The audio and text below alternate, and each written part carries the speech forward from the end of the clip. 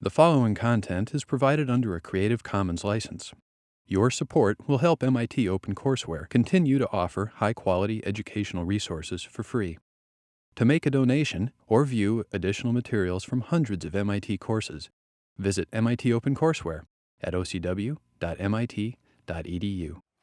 Last time you talked about the Gibbs free energy and the fundamental equations and how powerful the fundamental equations were in being able to calculate anything from pressure, volume, temperature data.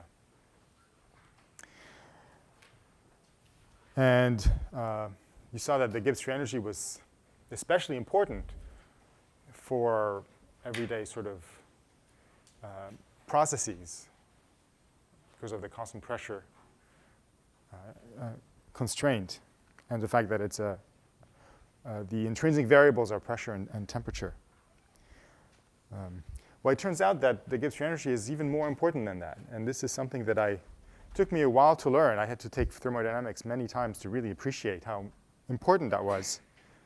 Even when I was doing research at the beginning, I was a theorist, and I was trying to calculate different quantities of liquids and polymers. And all these papers, the first thing they did was to calculate the Gibbs free energy. And I didn't quite appreciate why they were doing that. And the reason is if you've got the Gibbs free energy, you've got really everything you need to know, because you can get everything from the Gibbs free energy. And it really becomes the fundamental quantity that you want to have.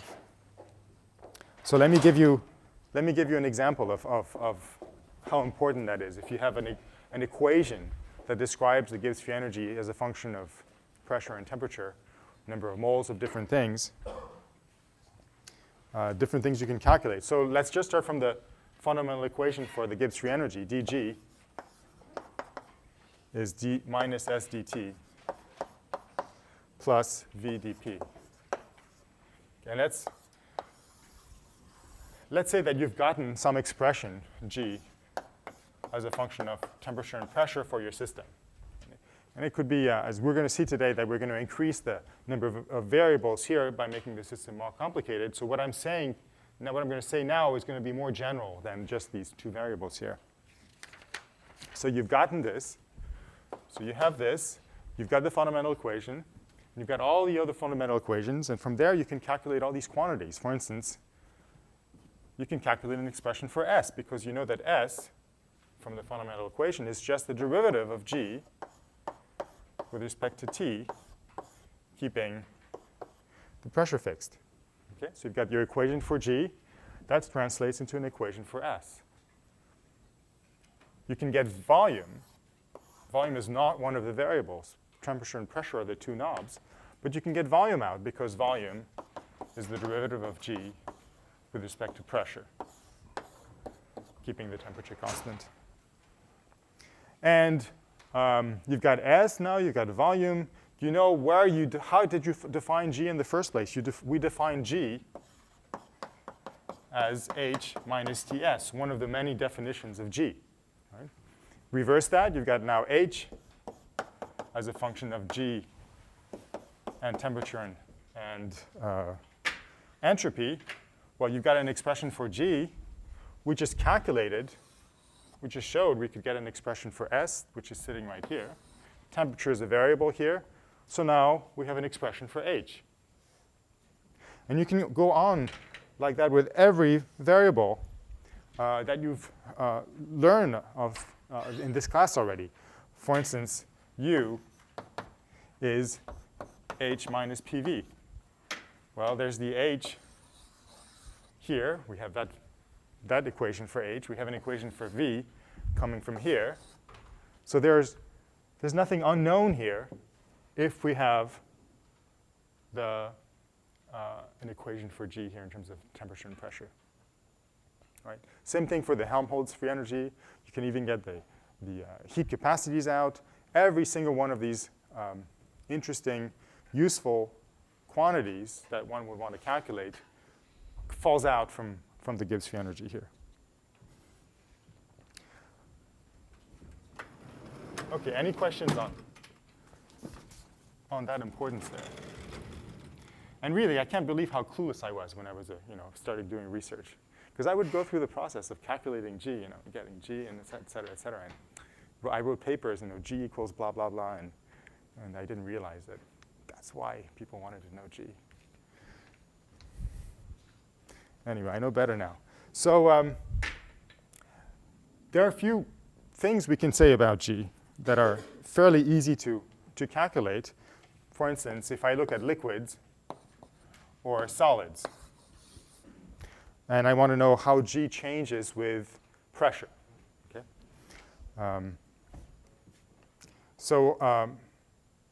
I know that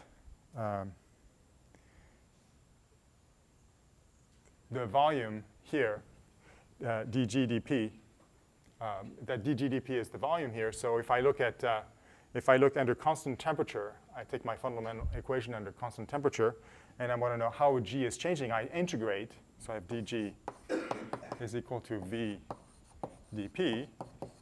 So if I change and I look at per mole, if I change my pressure from P1 to P2, I integrate from P1 to P2, P1 to P2 here. Final state minus the initial state is equal to the integral from P1 to P2 V dP per mole. Now what can I say? For a liquid or a solid, the volume per mole of a liquid or a solid is small, and it doesn't change very much, right? So V is small. And usually these solids and liquids, you can assume to be incompressible, meaning as you change the pressure, the volume doesn't change. It's a good approximation. So when you do your integral here, you get that G at the new pressure is G at the old pressure. Then if this isn't changing very much with pressure or not at all, then you can take it out. It's just a constant plus V times P2 minus P1. And so this is the incompressible part. You take it out. The fact that it's small means that you can assume that this is 0. This whole thing is 0, that it's small enough. And then you see that G approximately doesn't change with pressure. It tells you that G, for a liquid or solid, most of the time, you can assume that it's just a function of temperature. Just like we saw for an ideal gas, that the energy and the enthalpy was just functions of temperature. And that's a useful approximation. It's useful, but it's not completely true. And if it were true, then there would not be any pressure dependence to phase transitions. And we know that's not the case. We know that if you press on water when it's close to the liquid-solid transition, that you can lower the melting point of ice. Right? You press on ice, and you press hard enough, and ice will melt if your temperature is close to the melting point. And we'll go through that. So that means that there has to be some sort of pressure dependence eventually, and we'll see that. This is just an approximation. What else can we do? We can calculate also for an ideal gas. It's liquid and solid, we can do an ideal gas. So for an ideal gas, again, starting from the fundamental equation, we have dg equals v dp. We can do it per mole. So integrate both sides. GTP2 is equal to G Gibbs free energy at the initial pressure plus the integral from P1 to P2, the volume. So instead of putting the volume, this is an ideal gas now, we can put the ideal gas law. Okay, so V is really RT over P, RT over P dP. We can integrate this, get a log term out, G of T P1 plus log plus RT log P2 over P1. And then it's very useful to reference everything to the standard state. P1 is equal to 1 bar, let's say. Okay? So if you take P1 equals 1 bar, as our reference point and get rid of the little subscript 2 here, we can write G at T at some pressure P, then is G, and the little knot on top here means standard state 1 bar, plus RT log P divided by 1 bar. Okay, and I put it in a little dotted line here because very often you just write it without the 1 bar on the bottom. Okay? And you know that there has to be a 1 bar because inside a log you can't have something with units. It has to be unitless. So you know if you have something with bar here, you've got to divide with something with bar, and it happens to be 1 bar here. Okay? So G is, pressure P is G at a standard state plus RT log P. And this becomes a very useful quantity to know. Okay, so G is so important, and G per mole is so fundamental that we're going to give it a special name. Okay? Not to make your life more complicated, but just because it's just so important. We're going to call it the chemical potential. So G per mole, we're going to call mu, and that's going to be the chemical potential. We're going to do a lot more with the chemical potential today. And the reason why we call it potential is because we already saw that if you've got something under constant pressure, temperature, that you want to use G as the variable to tell you whether something is going to be spontaneous or not. Right? So you want G to go downhill. And so we're going to be talking about chemical species. And instead of having a car up and down mountains, trying to go down to the valleys, we're going to have chemical species trying to find the valleys, the potential valleys, to get to equilibrium. And so we're going to be looking at the Gibbs free energy, or the Gibbs free energy per mole of that particular species. And it's going to want to be as small as possible. We're going to want to minimize the chemical potentials. And that's why it's called potential, because it's like an energy. OK, so that's the end of sort of the one component thermodynamic background before we get to multi-components. So it's a good time to stop again and see if there's any questions, any issues.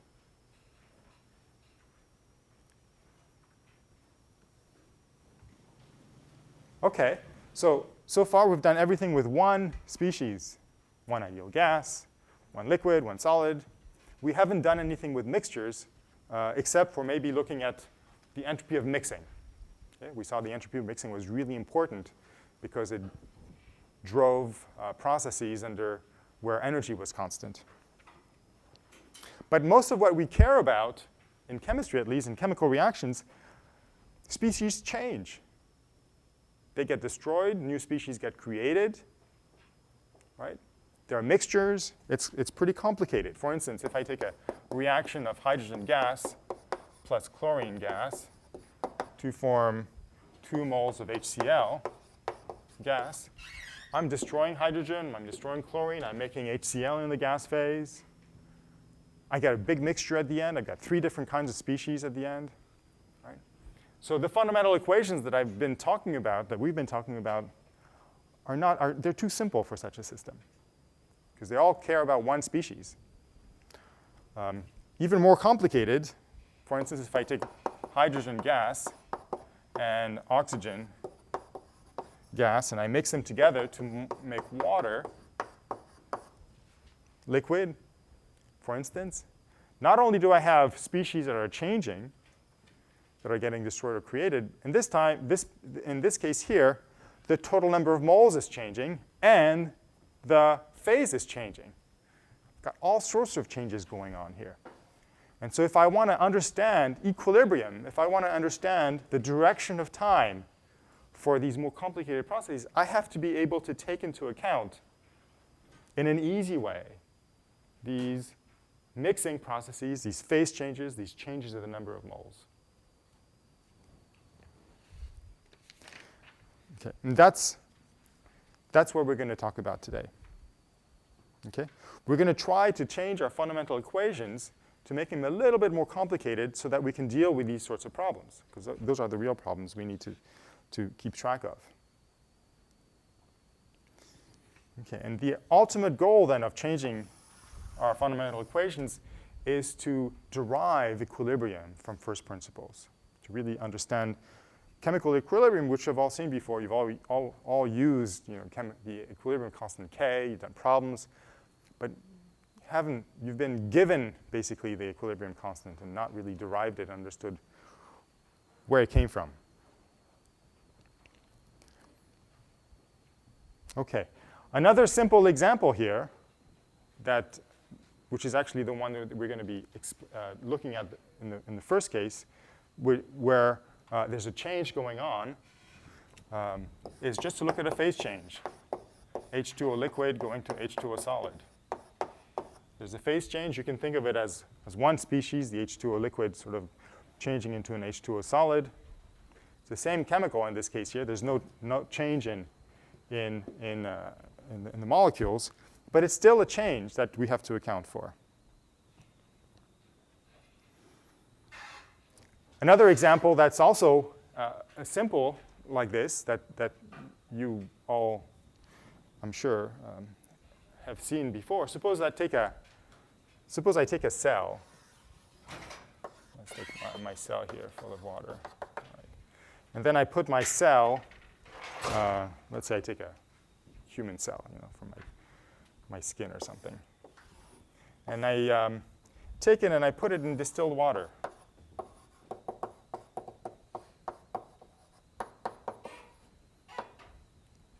What's going to happen to the cell? Is it going to be happy? What's going to happen to it?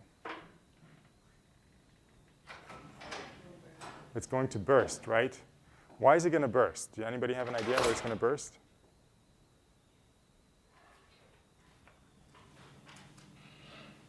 Yes?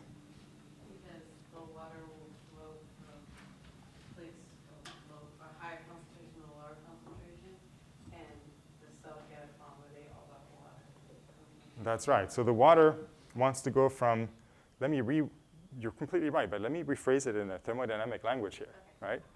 The water is going to go from a place of high chemical potential to low chemical potential, and the cell can't take all that water in there. The membrane's going to try to swell and eventually burst, right?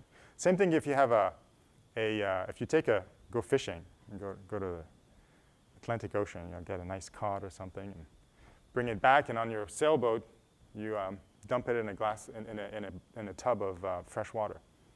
Is that cod going to be happy?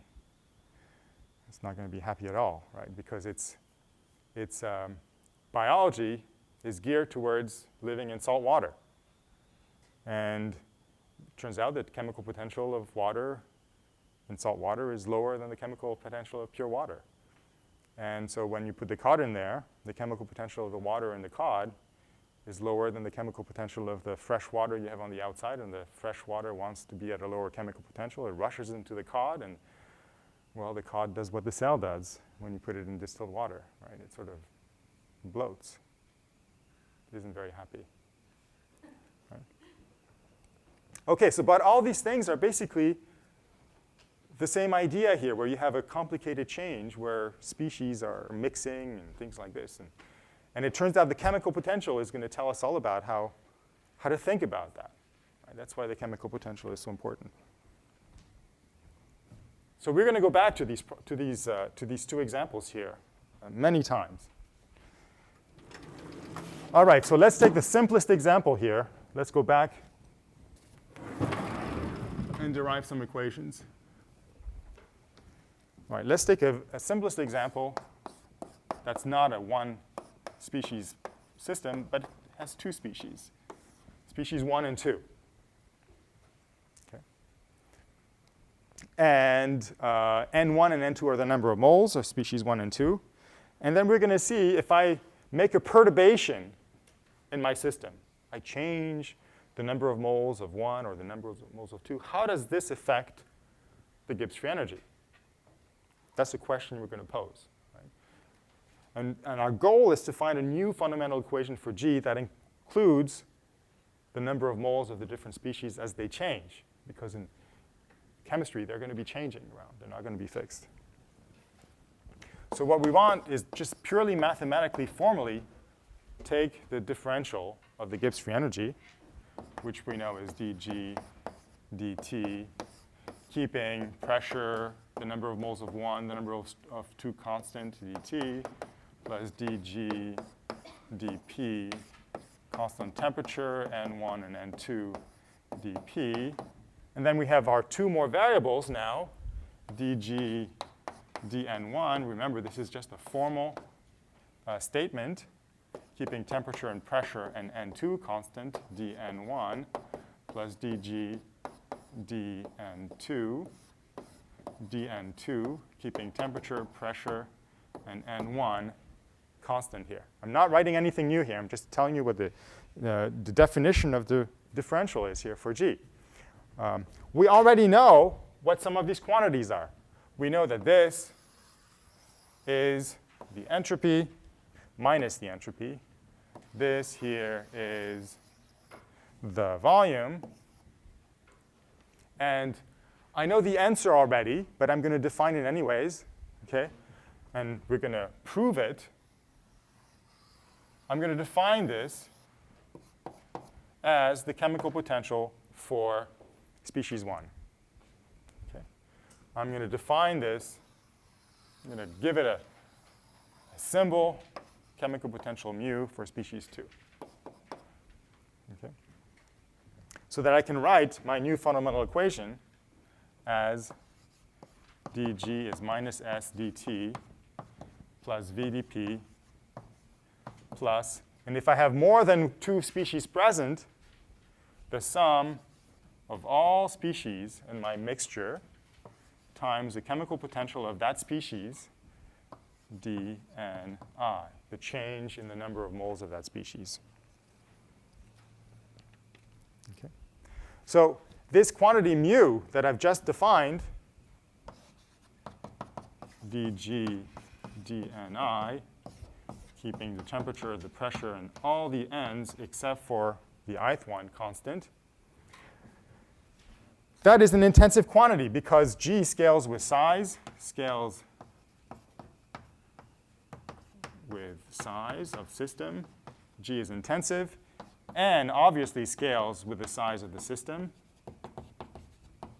also intensive. And you take the ratio of two extensive variables, you get an intensive variable which doesn't care about the size of the system, which is a good thing for what we've been talking about.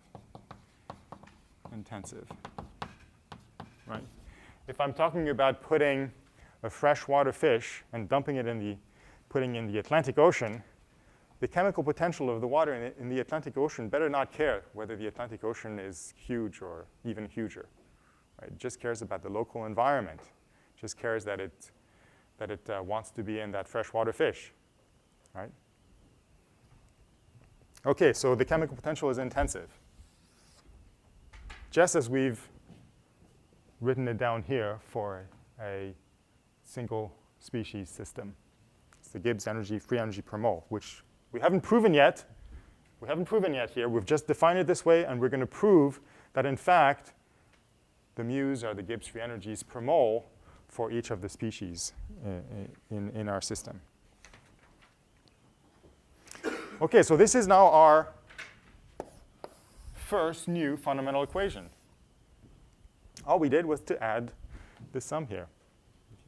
Now, we started the lecture by saying that if you have the Gibbs free energy, you've got everything.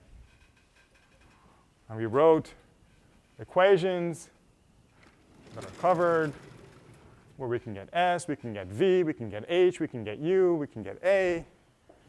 So now that we have a fundamental equation for G, we got our new fundamental equations for everything else without really thinking too much. Right? We go back to our definitions. Enthalpy is G minus Ts So dH is dG minus d of Ts. dG, we've got a new fundamental equation for G. We plug it in here, expand things out with a TdS here. We can write immediately a fundamental equation for H. dH is TdS. The beginning is going to look just like what you've seen before, plus VdP, plus an extra term, which is exactly the same extra term that we had in the fundamental equation for G. Exactly the same. And every one of the other fundamental equations can be derived in the similar way from G, and they're going to be what you had before, minus S dt plus minus PdV plus the sum of the mu i's dni and du is TdS minus PdV plus I mu I dni. Okay. So immediately we can see that this mu, this quantity mu that we've defined as the derivative of G with respect to n to the n's, we can write many other equations for mu. There are many other ways to derive it, because this is the differential for H. This is the first derivative of H with respect to entropy. This is the derivative of H with respect to pressure. And this is the derivative of H with respect to n. Just formally, that's what it is when you write a differential. Right? So formally, this is also mu I is dH dni, keeping, now we have to be very careful, keeping the entropy and the pressure constant, because those are the variables, keeping the entropy and the pressure and all the other n's constant. Okay. We can also write it as dA dni, keeping the temperature and the volume constant and all the other n's. Or we can write it as du dni, keeping keeping this entropy and the volume and all the other n's constant. So we have many ways to write the chemical potential. And they give you all the same result.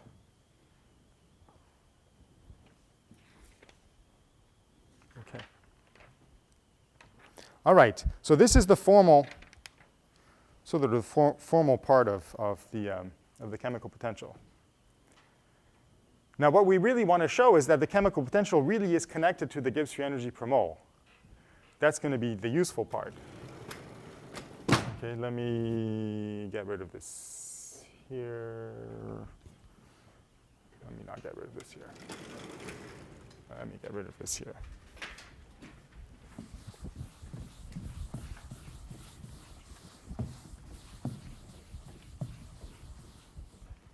So I said earlier, at the beginning of the lecture, that the Gibbs free energy per mole was so important, we were going to call it the chemical potential. Right? And I said that here, and then I said, well, we're going to define this here, the chemical. But I haven't equated the two yet. I haven't proven to you that, in fact, this quantity here, which we formally defined as the derivative of G with respect to n, is the Gibbs free energy per mole for this species. In fact, what we want to show is that if I take the sum of all the chemical potentials times the number of moles per species, that is the total Gibbs free energy. Right? In other words, that the chemical potential for one species in the mixture is the Gibbs free energy per mole for that species. Once we have that idea, then we'll be able to talk about the concept of chemical potential as this thing that we can use to look at equilibrium, to look at going downhill for the species, to see why the cell bursts and all these things, because now we understand that Gibbs free energy is so important for equilibrium. Right? We don't understand that quite yet with the chemical potential. So we've got to make that relation here. Okay, to go from the formal definition to a relation that we can understand better because it includes the Gibbs free energy. Okay, so that's our goal now. Okay, so let's formally do this now. Let's derive this. Okay, so remember, our goal in this derivation is to show that this is true, or that this is true here. And again, we're going to start with the simplest system possible. We're going to start with a two-component system. And we can easily generalize to multi-component.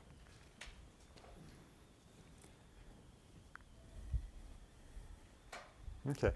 And in our derivation, what we're going to be after is we're going to start with the Gibbs free energy because that's where we always start with.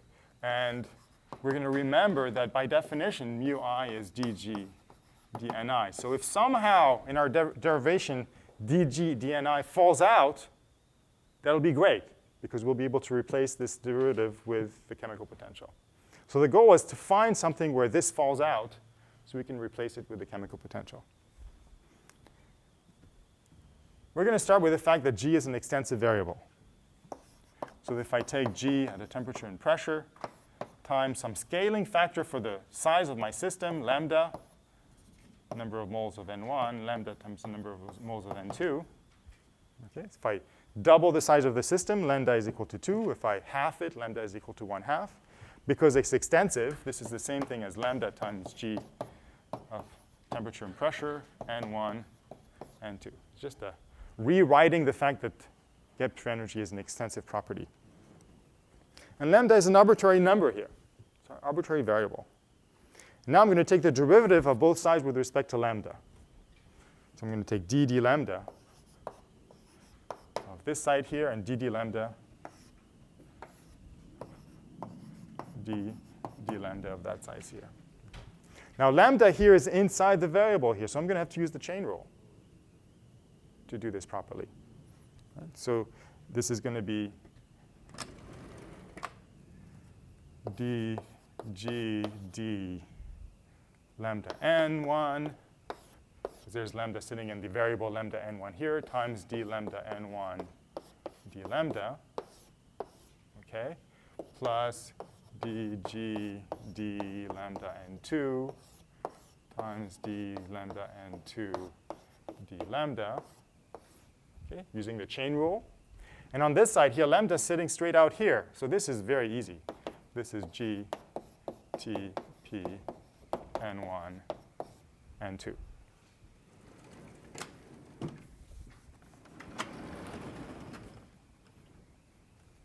Now this is good because this is what I'm looking for. I'm looking for the derivative of g with respect to the number of moles because that's the chemical potential. That was my goal up here, to make sure in the derivation somehow this came out. And so it's coming out right there, right here and right here. Since the number of moles is lambda n1, that first derivative here is just the chemical potential of species 1 there. It's mu1. Then we have d lambda n1 d lambda. Well, d lambda n1 d lambda, that's just n1. It's lambda times the number n1 that doesn't have anything to do with lambda. So this is n1. This is the chemical potential of species 2. Again, the derivative of lambda m2 with respect to lambda is just n2. And there's g here. Okay. It's a fairly simple derivation, but it gets us exactly what we want. An association between this formal definition of mu up here directly from taking a differential. How much more formal can you be mathematically here? To associating this formal definition to the Gibbs free energy. Right? Number of moles times mu1, number of moles times mu2. This is the Gibbs free energy per mole of species 1. Okay? Gibbs free energy per mole of species 2. Right? The sum of all the species of the Gibbs free energy per mole of species I times number of moles of species I is g, or mu I. Voila, we've done it, right? This is what we wanted. The chemical potential is the Gibbs free energy per mole. And in a mixture, it's the Gibbs free energy per mole of the individual species in that mixture. And if you want to know what the total Gibbs free energy is, because if you have an equilibrium, what you care about is the total Gibbs free energy. It's not the Gibbs free energy for one particular species. What's going to tell you whether you have a minimum or not in your system, whether you're at equilibrium, whether you're at the lowest state possible, is the total Gibbs free energy. But now we'll be able to manipulate chemical potentials of the individual species to get at this number here. All right, any questions? This is really, we're going to see this over and over again now, this chemical potential, this idea of chemical, and it's not an easy concept.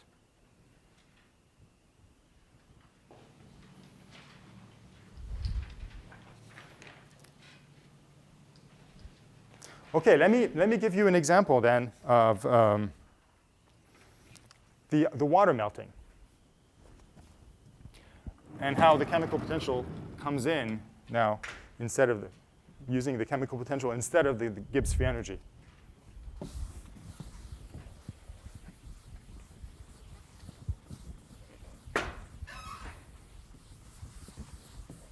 This is the phase transition, but it's not very different than the cell bursting when you put it in distilled water. So we take a glass of water with an ice cube in it. H2O liquid.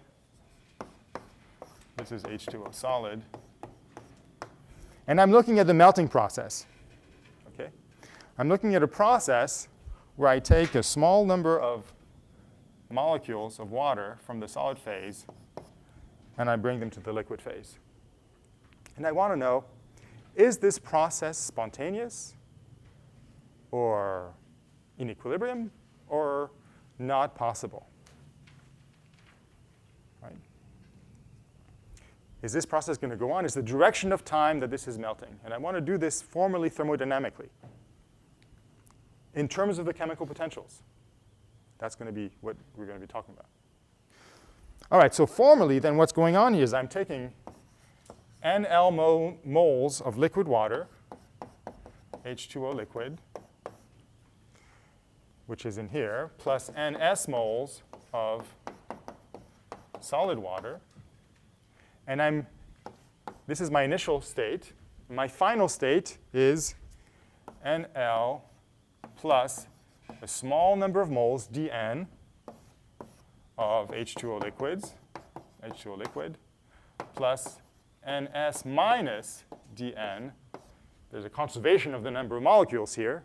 Whatever I add to the liquid has to come from the solid here, of H2O solid of ice.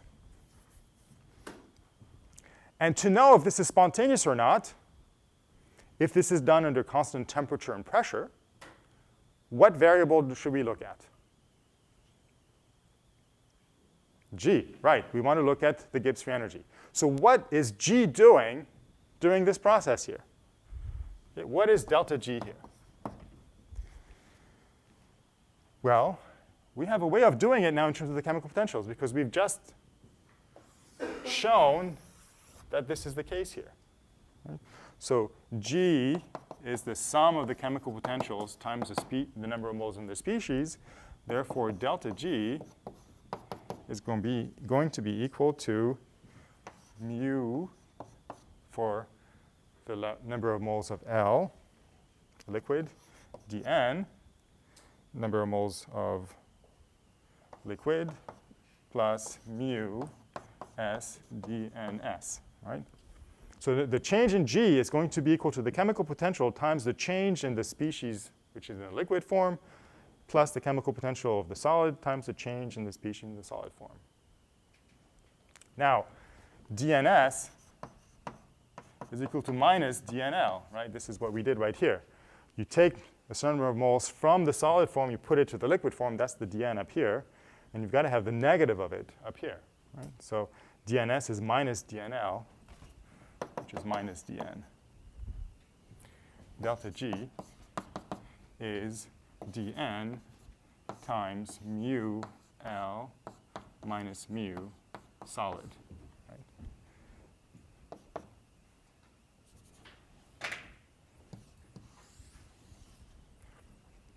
So now we can rephrase this.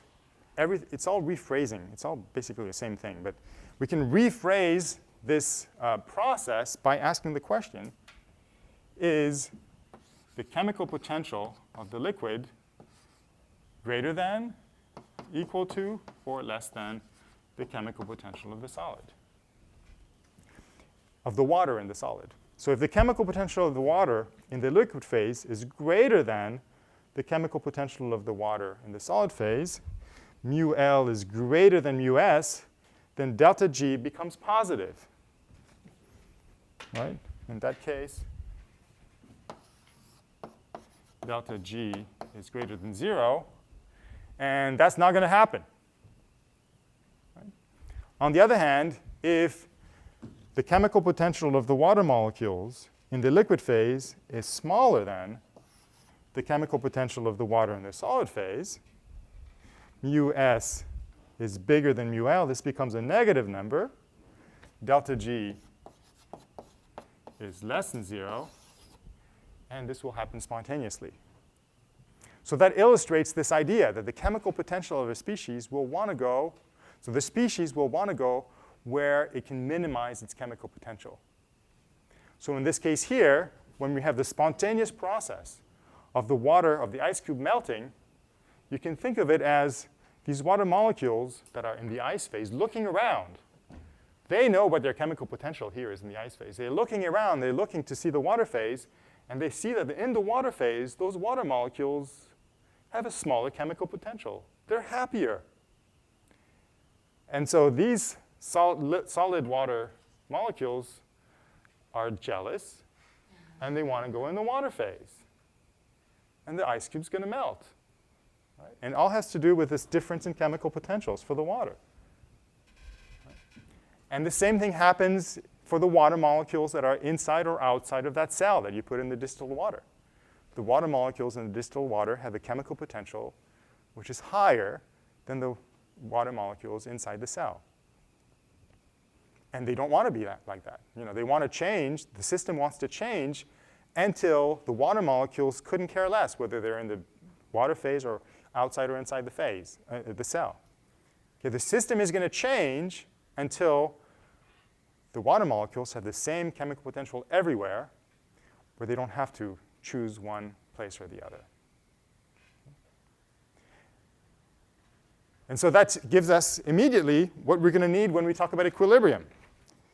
Equilibrium, chemical equilibrium, is going to be where the chemical potential of a species is the same everywhere in the system. Right? So at 0 degrees Celsius, 1 bar, which is the melting point of water, the chemical potential of a molecule of water in the ice phase and in the liquid phase is the same. That's the definition of the melting point. It doesn't care. It could go either way. It's an equilibrium. You take an ice cube, water, liquid water, 0 degrees Celsius, 1 bar. You come back 3 days later, it's the same. Come back a week later, it's the same. It's an equilibrium. Chemical potential of the water species is the same everywhere. It's an equilibrium. I'm just repeating that because this is so important. OK, any questions? The last thing we're going to do is to illustrate also the importance of mixing to the chemical potential.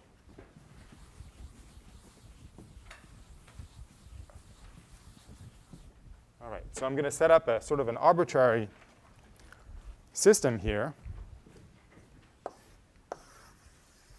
This is kind of like the cell or the fish also idea. I'm going to put a system where on one side I have a pure gas, A. On the other side I have a mixture of A and B. Okay, and here is going to be a membrane that only allows A to go through. Only A can go through that membrane. Okay. there are going to be partial pressures in here, P prime B and P prime A for the gas pressures on that side, and pressure on that side is P sub A. And my goal in this example here is to show that if I compare the chemical potential of a species in a mixture where the temperature and the pressure total are T and P, and I compare that to the chemical potential of the same species when it's pure, when it's not mixed with anything else, under the same temperature and pressure conditions, that, in fact, that equal sign is not there, right? That's not what I'm trying to show. I'm trying to show that there's a less than sign right here. I'm going to show that if you take, again, this is the cell idea. If you take the water and the distilled water under constant temperature and pressure conditions, it's pure, and it's looking at the cell, and inside the cell there's boy, is there a mixture of things. There are salts, there are proteins, there are all sorts of things, right? It's a mixed system. The water in that mixed system, under the same temperature and pressure conditions, the chemical potential of that water molecule is less. And that's just an entropy thing. Entropy wants to increase, right? It just wants to be in a place with higher entropy in the end. It's the Gibbs free energy. Gibbs free energy has enthalpy and entropy incorporated into it. The enthalpy is not doing anything here. It's all driven by entropy. So this is what we're going to try to show. Okay. And I'm not going to get to it today. We'll start with it on Wednesday, and I'll let you ruminate over this the next couple of days.